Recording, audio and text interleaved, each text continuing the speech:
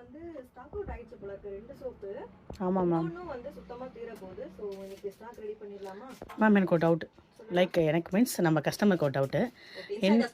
ஆமாம் ma'am, sorry, Insta customer. நம்மளோட Insta கஸ்டமருக்கு ஒரு டவுட்ங்க.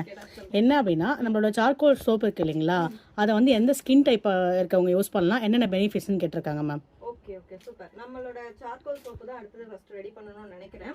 சார்கோல் சோப்பு வந்து யார் யூஸ் பண்ணலாம்னா, ஆயில் ஸ்கின் இருக்கிறவங்களுக்கு பெஸ்ட் ஆப்ஷன் பாத்தீங்கன்னா இந்த சார்கோல் சோப்பு. Okay ma'am. ரொம்ப எண்ணெய் வழிஞ்சிட்டே இருக்கிற மாதிரி இருக்கு, எனக்கு இந்த ஆயில் இல்லாம ஒரு ஃப்ரெஷ்ஷான ஃபீல் எனக்கு வேணும் அப்படிங்கிறவங்க சார்கோல் சோப்பு யூஸ் பண்ணலாம். நம்ம யூஸ் பண்ற சார்கோல் பாத்தீங்கன்னா நம்மளே வந்து ரெடி பண்றது. இந்த கோகனட் ஷெல்ல வந்து நல்லா எரிச்சு அந்த கறி எடுத்து அதை வந்து ஆக்டிவேட் பண்ணி அதுக்கப்புறமா யூஸ் பண்றோம். ஆக்டிவேட் பண்றதுக்கு வந்து லெமனோட ஜூஸும் ரோஸ் வாட்டரும் வந்து நம்ம வச்சு இன்ஃபியூஸ் பண்ணி அதை நல்லா காய வச்சு அதுக்கப்புறம் ரெடி பண்றது. ஸோ அதனால பாத்தீங்கன்னா உங்களுக்கு இந்த ஸ்கின்ல இருக்க டெட் செல்ஸ் எல்லாம் ரிமூவ் பண்ணிட்டு ஆயிலையும் வந்து ஃபுல்லா எடுத்துட்டு பிம்பிள்ஸ் வராமலும் பாத்துக்கும். பிம்பிள்ஸ் வராம இருக்கிறதுக்காக நம்ம என்ன ஆட் பண்றோம்னா tea tree essential oil add பண்றோம், பெப்பர்மெண்ட் எசென்ஷியல் ஆயில் ஆட் பண்றோம்.